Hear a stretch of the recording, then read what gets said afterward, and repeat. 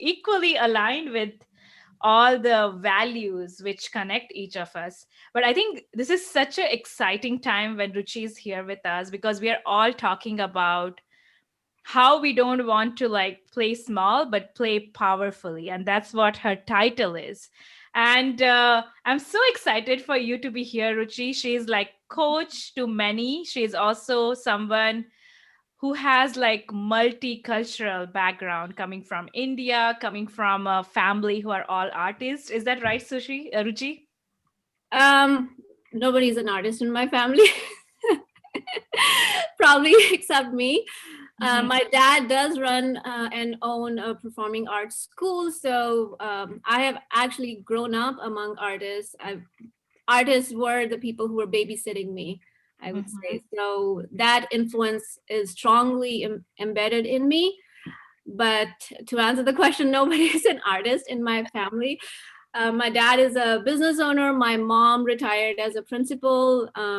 So yeah, Thank here you for I am. correcting that, Ruchi. Like I No thought, like problem. because I know like you have some kind of connection with artists, and I Yeah, you feel were yeah, that close. was She the did grow perform. up in among artists, so you were I close. grew up. I grew up in surrounded by artists. I Absolutely, my so dad has a artist heart. He has a very soft, gentle heart, and I take after him completely. He's a very open-hearted person. So always wanted to be surrounded by art and music and some form of beautiful influence. I love that. And there's this part of your story. I love your story, Ruchi, like how you are playing these two different roles in there. And I wanted to ask you, like you wrote in somewhere there, like you want to leave this world behind. What kind of world you will leave behind for your daughter? Is that something you ask every day? I do. As a parent, that's what I would say parenthood does to you.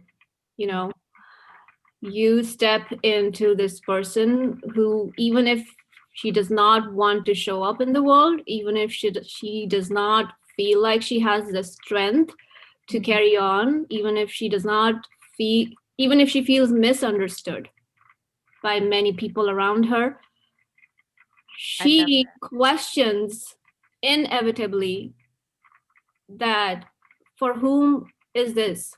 What is the point of this? And you inevitably come back to this point. This is for your future generation. This is for the people you brought into this world. They are naive, they are innocent, and they look up to you. So, that. what can you do in order to become the light, the champion for these little angels, right? Mhm. And that really started me on this journey, this question that, okay, what can I do to have that influence on my kid, on my daughter? And I have all these books, I would read how to raise a strong daughter, and you can go ahead and buy so many self-help books, but nobody's coming to your own life, to your own situation, and to guide you in your own particular circumstances, right? So you've got to step up, and you've got to become very conscious, Mhm. starting with yourself first, Mhm. obviously knowing yourself and becoming a positive influence for your daughter. And there's so many things that are going to come along. It's not just disintegration of sexes that I talk about in my story.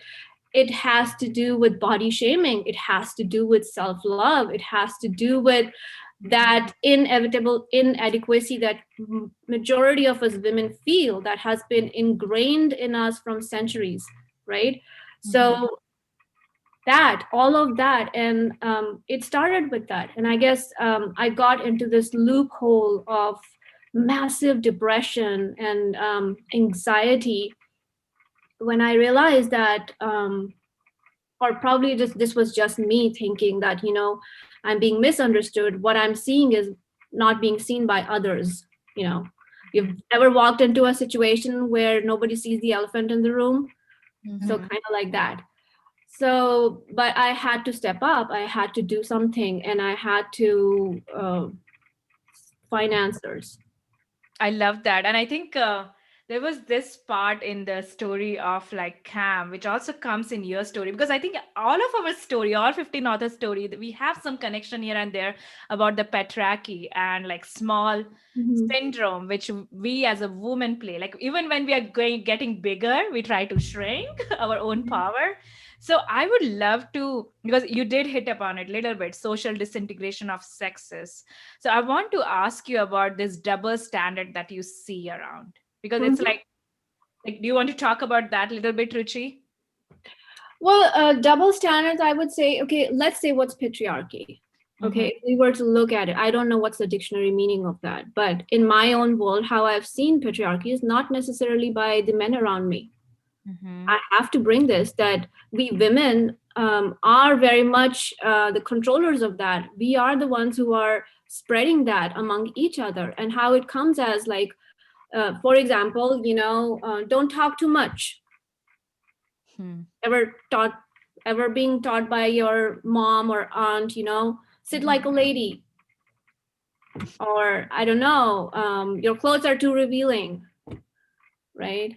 Mm-hmm. So don't be a brat, things like that. It does not have to be overtly present in words, or even it's a message that kids take, especially when they are in the age when they are hypnotized, literally, until the age of 7, from 0 to 7, when their subconscious mind is like a sponge taking messages from the world. And it does not always have to be explicit language based behavior. It is just messages, what the kid is sensing. So I would include men and women both in this, Mm-hmm. Yes. right? I would include that because, like, I bringing myself to my previous point that we women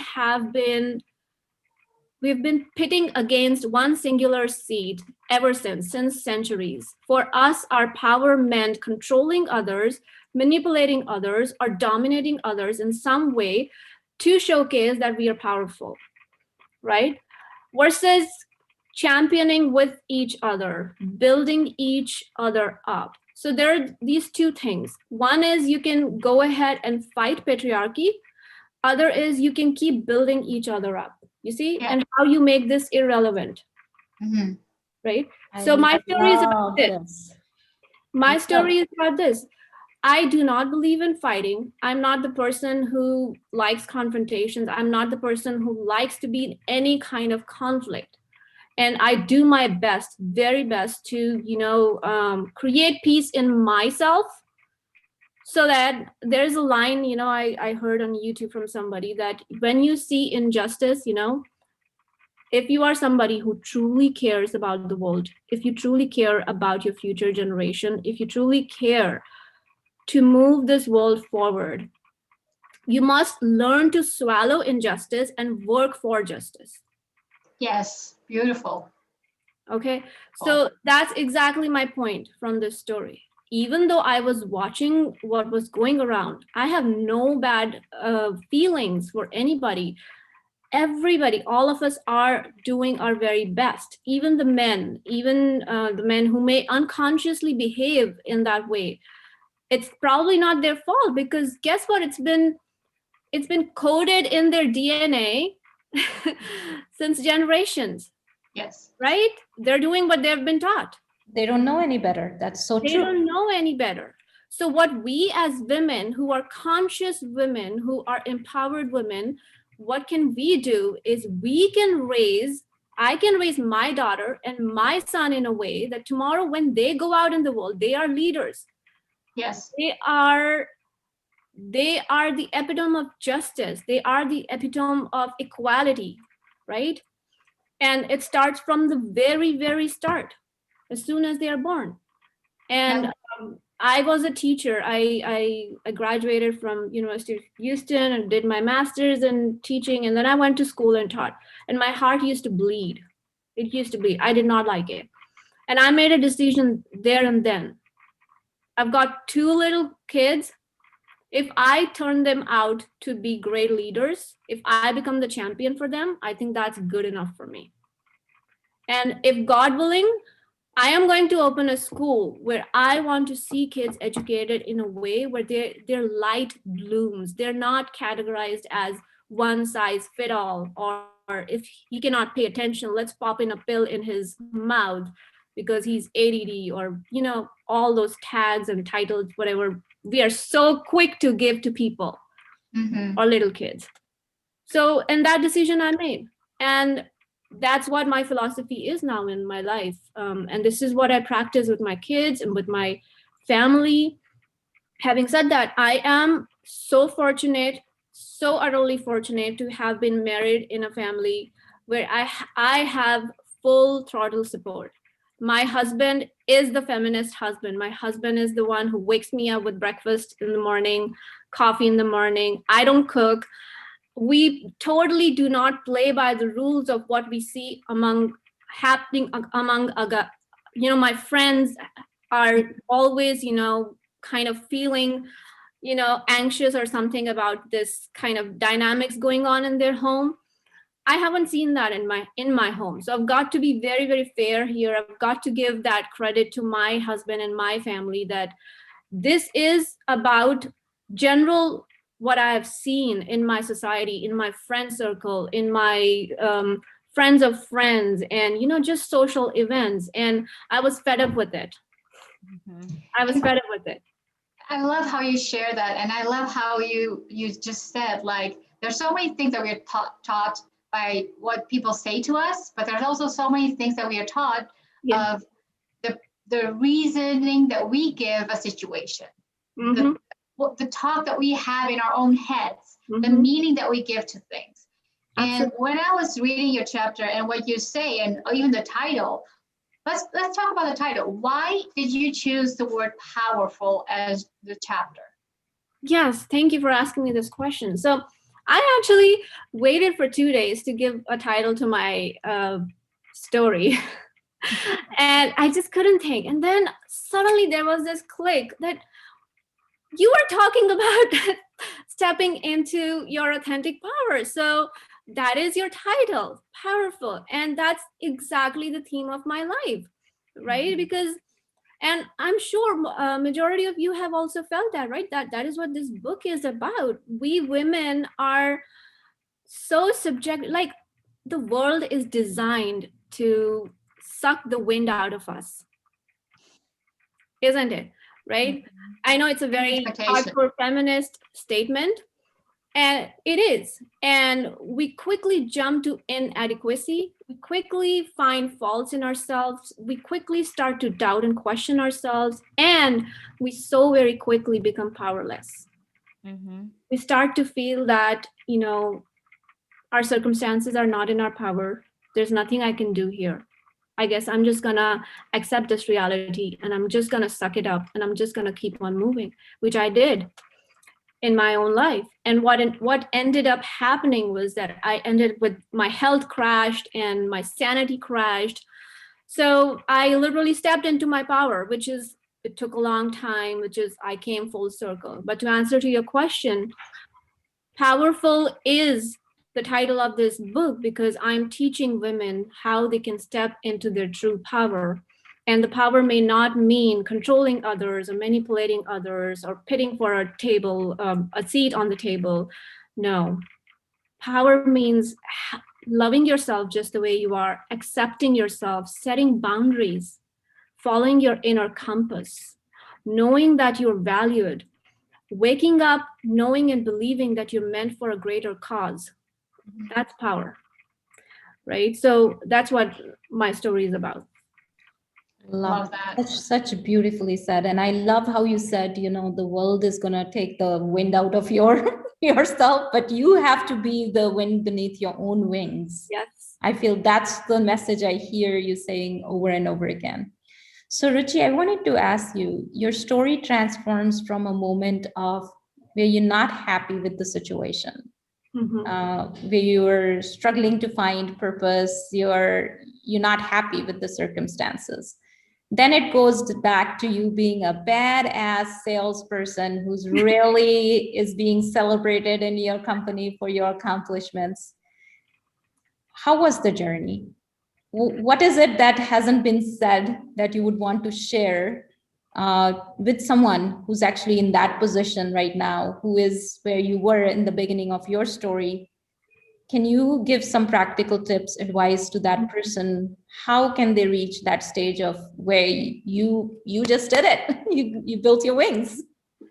Yes. And it again comes back, I would say, if I would to name God or give a definition to God, I would say God has a sense of humor. By God, I mean universe or source energy, whatever you believe in, right? And here I was thinking that I'm not good enough. I don't have any talents. I don't think so I can add value to anybody's life. I'm not contributing. I'm an immigrant, helpless, domestic, stay at home mom who's meant for nothing but, just shove up her opinions somewhere in the room and not talk or whatever. And then we suddenly moved to Chicago, and all of a sudden, things start to just change, new people, new environment, new circumstances. This story is also for very much for the immigrant wives here who feel the same pain that I have felt majority of my stay here in the US. Before getting married and moving to US, I was in a badass job like this and where I was outperforming again. But then I got married and moved here as a dependent spouse, who did not have a social security, did not even have mail coming on her name. So really, absolutely, these were indications that were given to me that you don't matter, right? And if you're not somebody who knows how to step into your power, you will quickly take that message and internalize it, which I did. Right. And it's a process. That's okay. It's a process you've got to understand. You will gain maturity over time. But anyways, coming back to that point, what I would like to tell any person right now, and actually I have to tell you, a girl reached out to me just last month who's probably in that state of mind, immigrant state of mind, and who just reached out to me and read my website, my about section, and said, I felt you so deeply because I relate with your story. And I told her, just wait till my book comes out because you may relate even further. So there are people who are actually in this situation, women who are in this situation. But I will say that things do not remain the same. Mm-hmm. Change is the only constant. If I can give you a practical advice or from my own learning and experience, change is the only constant. Doubting yourself and beating yourself up is never going to help you. Instead, channelizing that force and energy into your talents, your contribution, creating some form of value for yourself. And it can be little things. It can be little things. It does not have to be big things. You can go out and do volunteer work. You can create some form of hobby or anything that gives you purpose and meaning until you get to that place where you will be a badass person or whatever you want to be. But it took me time. It did not happen overnight. And the reason I show that is that I was just so sucked up in this energy of nothing is happening for me and I'm a victim, I'm powerless. And then all of a sudden, okay, you think you're powerless? Let's put you in this job where you've got to show your power, where you've got to show what you have. And even when I go for the interview, I did not think that I will make it. I just went there. I thought that, my answers were not great answers. And I go there and I get the job and then I do the job and then I'm getting applauded and appreciated. And then my manager actually ends up naming the team on my name. And that was just unbelievable. And although I ended up leaving that job in like 5 months, but now I understand why that needed to happen. That happened just for me to start seeing my own talents, my own goodness, my underserved talents, I would say, right? Which I was so much painfully neglecting it. And everybody, each one of us have talents. We're born with our own unique gifts. But the world always tries to show us the mirror that what you're not enough with. So what you got to do is you got to put that focus back into what you can do. So bring your focus back to what you can do, what's in your control. Look around and what are the things what you can do. And that's what it is about.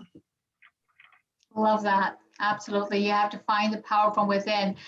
There's one section where it gave me a little chuckle when I read it in your story. And in there, you're asking, what superpower would you choose if you could choose one?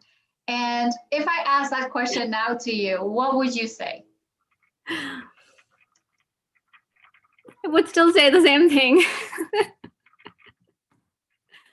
And I wouldn't give that away. You have to read the book, The Wings of the Woman, to find out what superpower. That's a good one, Pam. Actually, I shared that with my colleagues later on, and they were laughing in pieces. And they were like, that's an awesome answer. No wonder you made it here.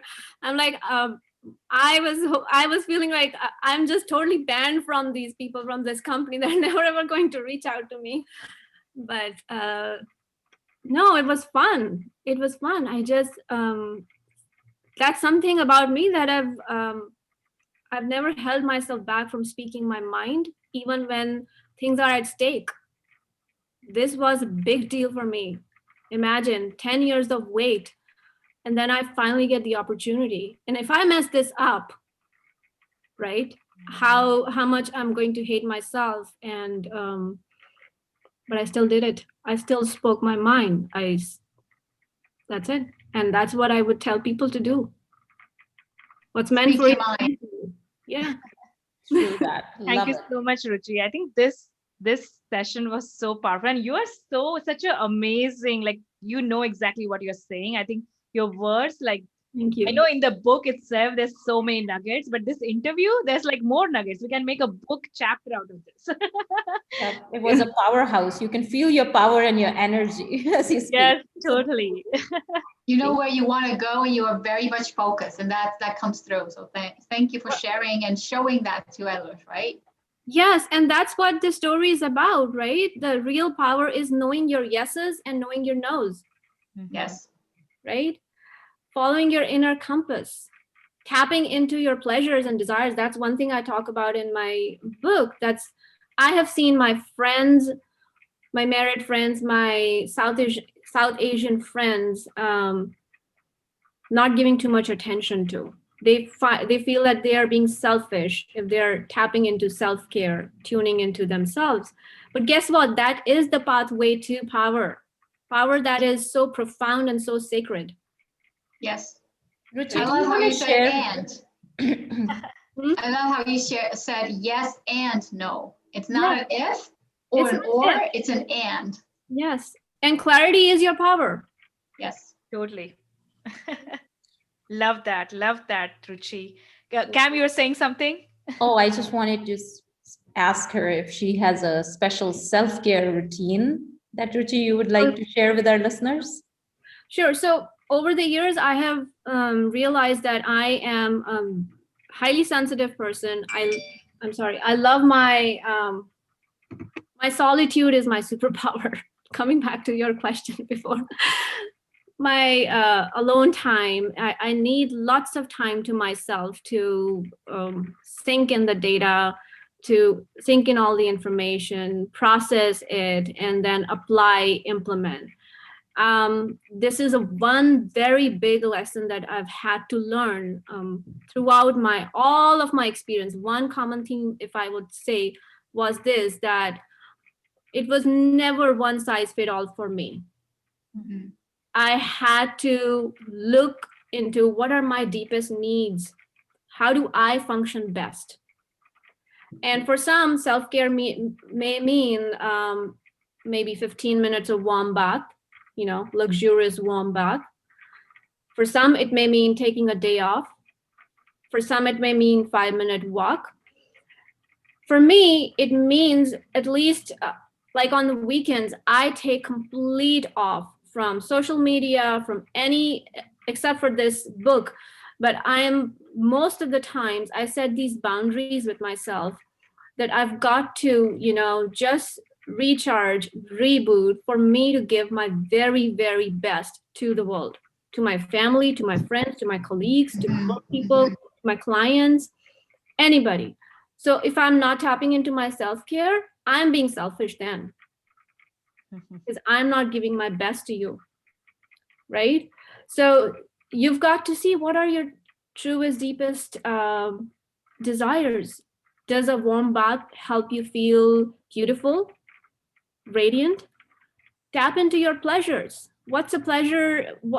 So here's the thing, we learn about how gratitude is the antidote to feeling low and whatever low energy emotions we feel, right? Anger, resentment. I say for us women, it's pleasure.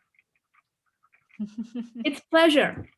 But whether it's singing, it's dancing, it's ecstatic music, it's, Mhm. I don't know, makeup, whatever it is, eating a chocolate, indulging in self pleasure. Mhm. Why? Because we women are born to be radiant. Our radiance is our power. We're born to be radiant. And once we are radiant, we radiate inner confidence, which is welcoming, which is attractive, you know, which is not fighting for anything. It is highly magnetic. So tap into those truest, deepest desires of your soul. For me, it's sleeping. So important to taking charge. a taking a big tiger nap. I take a tiger nap every day. If I cannot take like an hour nap, I will take a 15-minute nap. I will. And if we actually go back in history, I think Leonardo da Vinci talked about this. A guy who was a poet, and he produced such a plethora of work. He talks about balance, how to disconnect, go out, do nothing, and then come back, recharge, reboot it, bounce back, right? So I encourage all the ladies, especially the moms in South Asian cultures. We are told not to take, our own time, and you've got to put your own oxygen mask. You've got to do that for your family, for your friends, for the whole world. It's not selfish. It's not selfish. You've got to tune in that beautiful radiance in you that brings beauty in world. You're meant to bring beauty in world. So So beautifully said. And that's such an important message, because the messages most moms hear is that baby comes first, everything else comes Mhm. first. But and that this is so important what you Mhm. just said.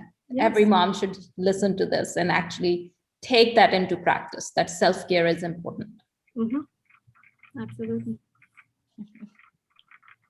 Thank you Excellent. so Beautiful. much, Ruchi. Oh yeah, Martina, go ahead. No, I was just gonna say beautiful. I love that because we are not taught that.